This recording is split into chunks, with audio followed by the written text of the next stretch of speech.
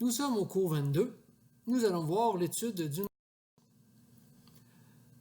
Alors, lorsqu'on analyse les différents éléments d'une fonction, ça consiste à décrire justement les propriétés.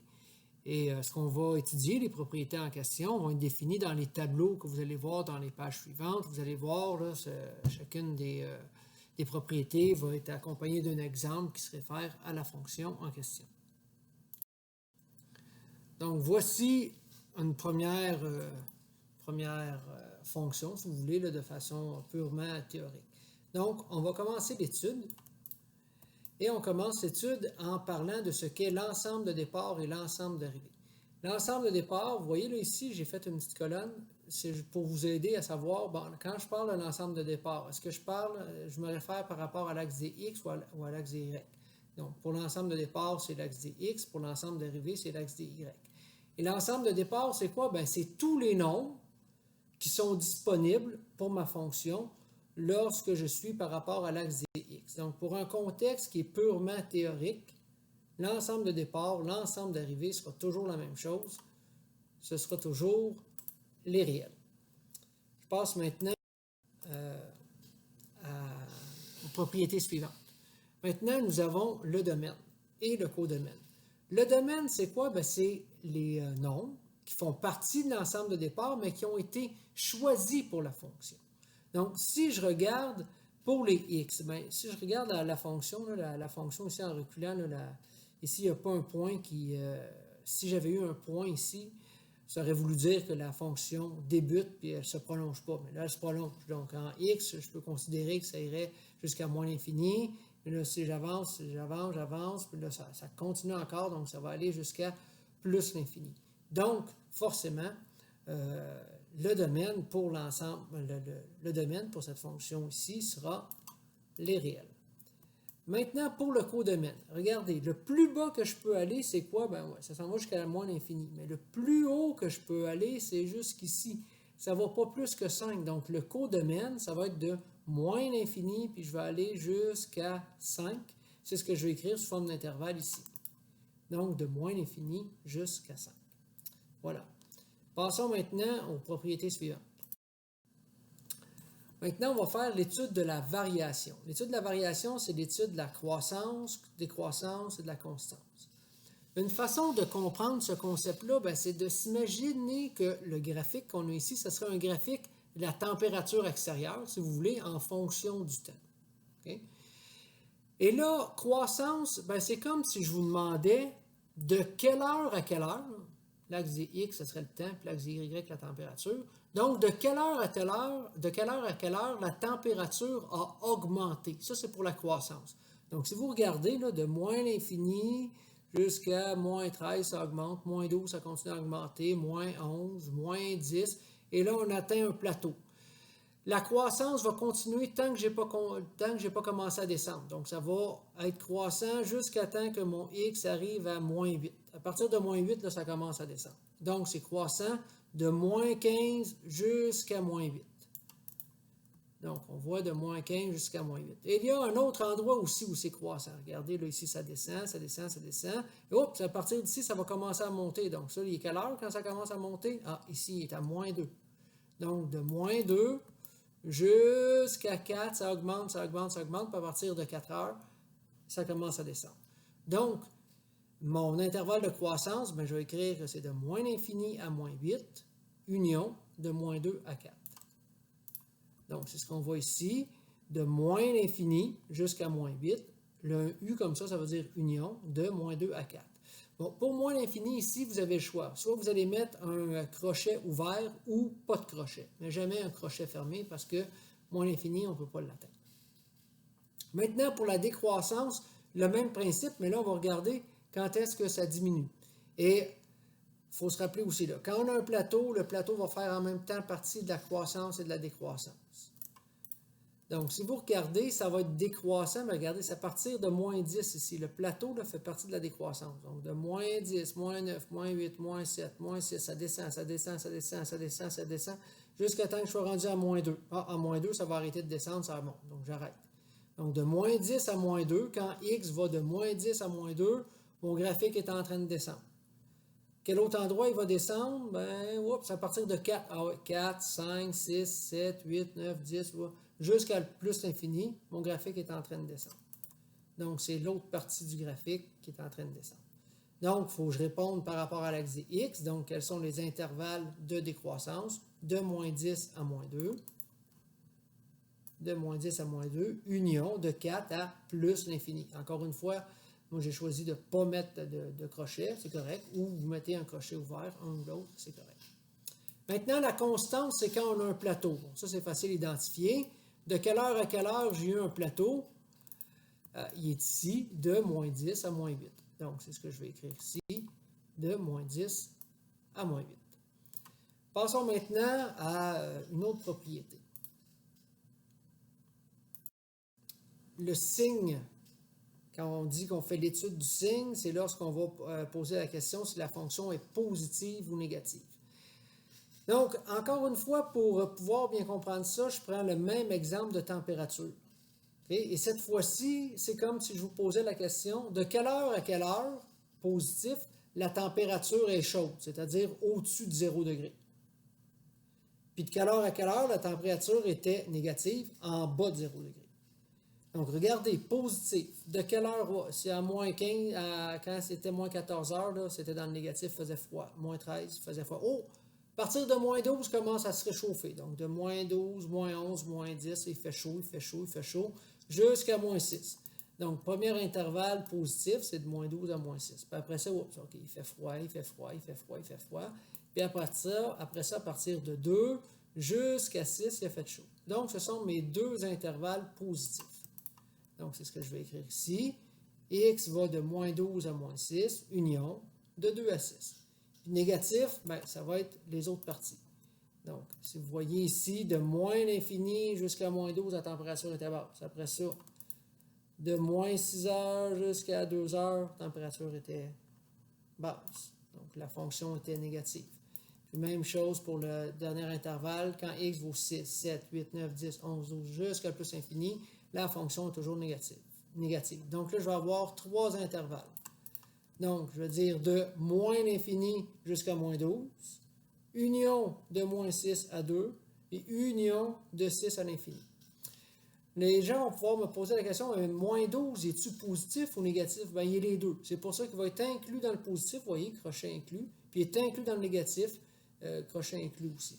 Donc, les zéros ici, l'endroit où ça coupe l'axe X, c'est des endroits qui font en même temps partie de l'intervalle positif et de l'intervalle négatif. Je passe maintenant à une autre propriété. Les extrémums.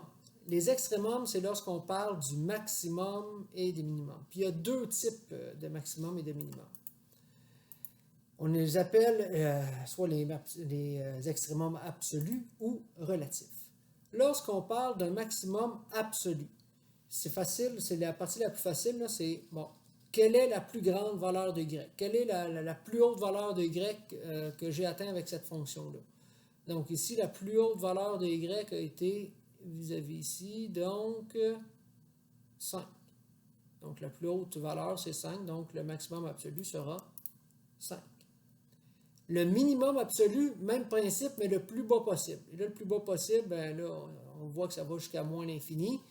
Donc, comme moins l'infini, ce n'est pas une valeur qu'on peut atteindre, la réponse du minimum, ce ne sera pas moins l'infini, ça va être aucun minimum. Aucun. Maintenant, relatif. Relatif, c'est lorsque, pour une certaine partie du graphique, on a une bosse où on aurait un endroit où ce serait un maximum, entre guillemets, on va dire relatif, dans le sens que c'est pas la plus haute bosse, mais dans son entourage immédiat, c'est la plus haute valeur. Comme par exemple ici, là, on a une bosse. Là. Voyez-vous, il y a une bosse là, qui est à une hauteur de 2. Mais juste avant, puis juste après, toutes les valeurs étaient plus basses. Donc ça ici, c'est un endroit qu'on appelle un maximum relatif. Donc, ça en fait un. Est-ce qu'il y en a un deuxième? Non, c'est le seul pour la fonction. Donc, maximum relatif, il y en a un qui est à 2. Maintenant, un minimum relatif, ben c'est le même principe, mais un creux. Vous voyez, ici, j'ai un creux. Donc, ça ici, c'est pas la plus basse totale, parce que ça va beaucoup plus bas ici, mais Dans l'environnement immédiat, là, juste avant puis juste après, les valeurs étaient plus hautes. Donc ça ici, ce creux-là est un minimum relatif qui est à quelle hauteur? Une hauteur de moins 8. Donc, c'est pour ça que mon minimum relatif est à moins 8. Passons maintenant au... On va faire maintenant les coordonnées à l'origine, c'est-à-dire la valeur initiale. La valeur initiale, c'est pas compliqué, c'est l'endroit où la courbe coupe l'axe des Y. Donc, on va toujours avoir Y égale quelque chose. Ici, c'est à moins 6. Donc, on va avoir Y égale moins 6. Et les zéros, ben, c'est l'endroit où ça coupe l'axe des X. Voyez-vous, ici, on en a 4. 1, 2, 3, 4. Donc, on va le mettre sous forme d'ensemble. Donc, X appartient. Et là, à l'intérieur, je mets tous les zéros. Donc, moins 12, moins 6, 2 et 6. Voilà. Donc, ça complète les propriétés d'une étude de fonction. Maintenant, je vais vous donner quelques autres exemples pour qu'on puisse se pratiquer un petit peu. Donc, on a une fonction ici et le principe va être le même. On va faire l'étude de cette fonction-là. Et là, j'attire votre attention, il y a un point, vous voyez, là, la courbe ne dépasse pas le point. Ça veut dire que ça commence là, ça finit là, ça ne va pas plus loin. Okay? Donc, ça va falloir en tenir compte lorsqu'on va parler du domaine. Donc, je commence avec l'ensemble de départ. Donc, comme je l'ai dit, on a encore un exemple très, très abstrait. Donc, l'ensemble de départ, l'ensemble de dérivés, ce sera les réels. Réels, réels. Maintenant, pour le domaine, quels sont les x qui ont été choisis? Bien, le plus petit que je peux avoir en x, c'est moins 10, puis le plus loin que je peux aller, c'est 8. Donc, ce sera de moins 10 à 8. Puis le codomaine en y, le plus bas que je peux aller, vous voyez, c'est moins 1. Puis le plus haut que je peux aller, ici, c'est du hauteur de 9. Donc, de moins 1 à 9. Maintenant, pour ici, j'ai la variation et le signe. Donc, pour la croissance. Donc, si vous regardez, j'ai un petit espace de croissance ici, là, de moins 10 jusqu'à moins 8. Après ça, là, ça descend, ça descend, ça descend. Oups, à partir d'ici, ça recommence à remonter. Hein? Ça remonte jusqu'à temps que x soit rendu à 6. Puis après ça, ça redescend. Donc, j'ai ces deux intervalles de croissance. Donc, x va être croissant de moins 10 à moins 8 et de 0 à 6. Pour la décroissance, vous voyez, ça a descendu lorsque x allait de moins 8 jusqu'à 0. Et ensuite, ça descend quand x va de 6 jusqu'à 8. Donc, je l'écris ici. X appartient de moins 8 à 0 et de 6 jusqu'à 8. Constance, est-ce qu'on a un plateau? Non. Donc, l'ensemble est vide. Il n'y a rien. Maintenant, quand est-ce que la fonction est positive? Hein? Quand est-ce que mon graphique est au-dessus de l'axe des x? Bien, c'est ici et là. Donc, ces deux intervalles-là, je vais y répondre selon l'axe des x, donc de moins 10 à moins 4 et de 2 à 8. Maintenant, la partie négative, ben, c'est celle-ci, de moins 4 à 2. Je poursuis mon analyse. Donc, je vais parler maintenant du maximum. Donc, on se rappelle, pour les maximums, je peux avoir absolu et relatif. Donc, je vais commencer par absolu. Quelle est la plus haute valeur possible? C'est 9. La plus basse valeur possible? Moins 1. Maintenant, les relatifs. Est-ce que j'ai une bosse ou quelque chose qui serait comme un maximum relatif? J'en ai un ici. Donc, j'ai un maximum relatif qui va être à une hauteur de 7.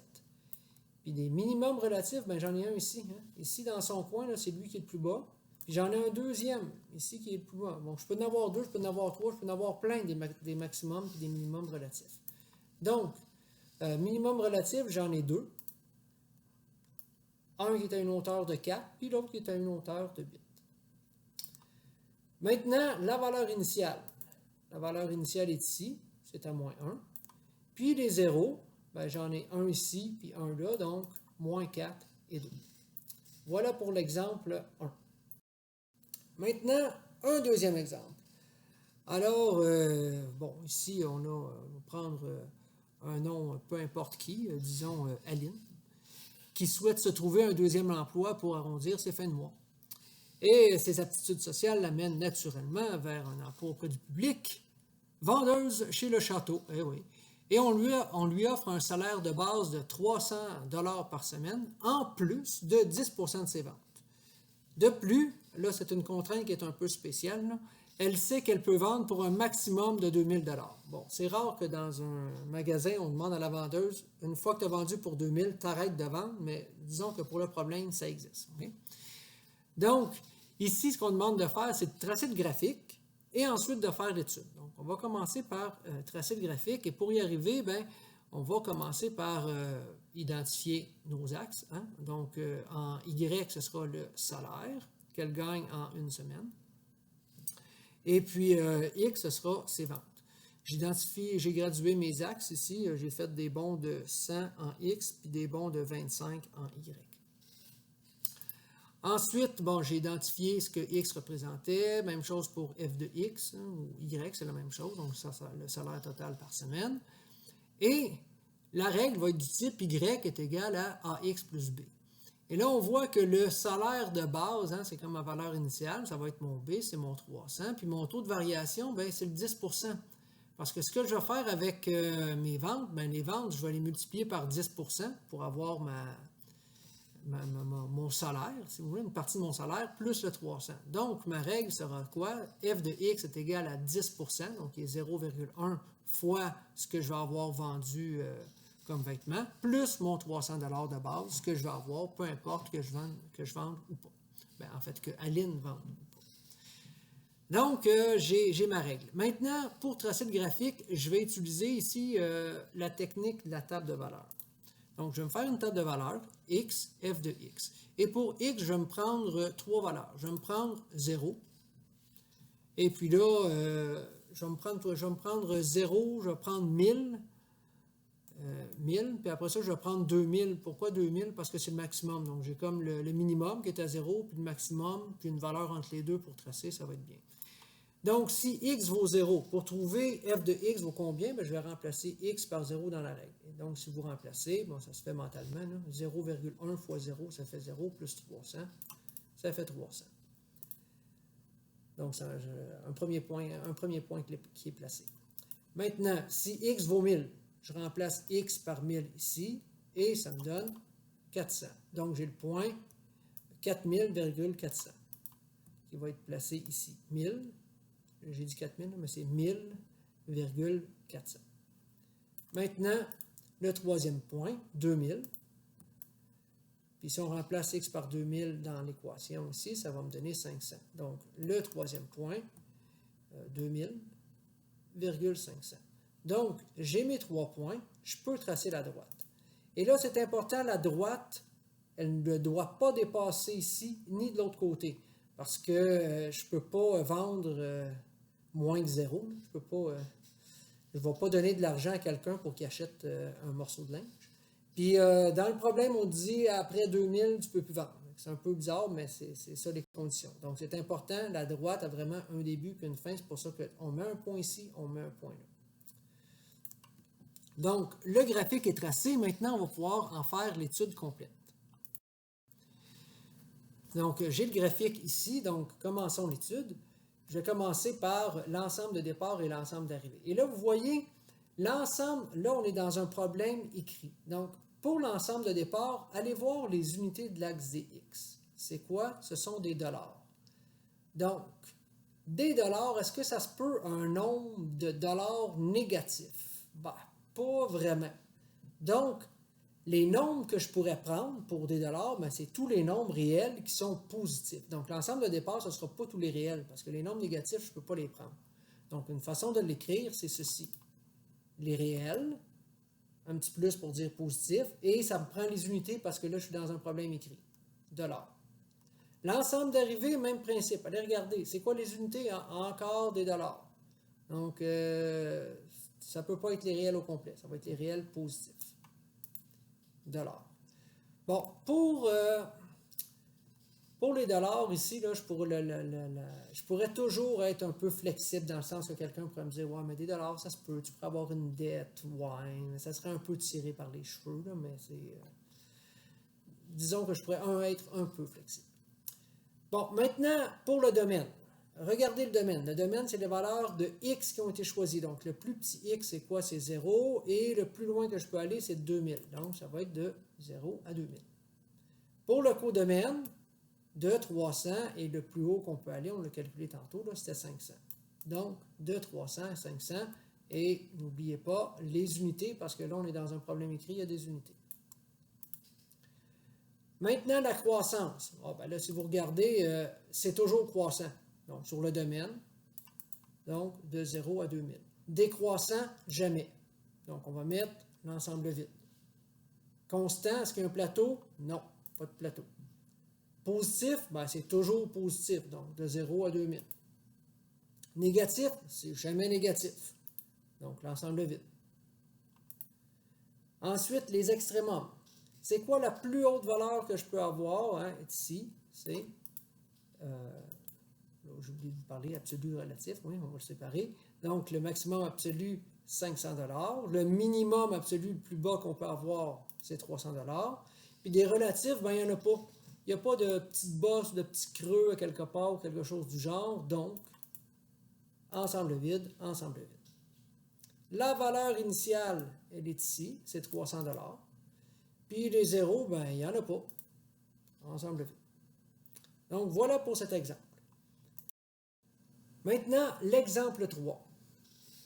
Alors, on a ici la valeur d'une action en bourse en fonction du nombre d'heures dans la journée. Donc, ça va jusqu'à ici, là, la dernière, c'est 24 heures. Donc, c'est des bons de 2 ici, puis ici, c'est des bons de 1.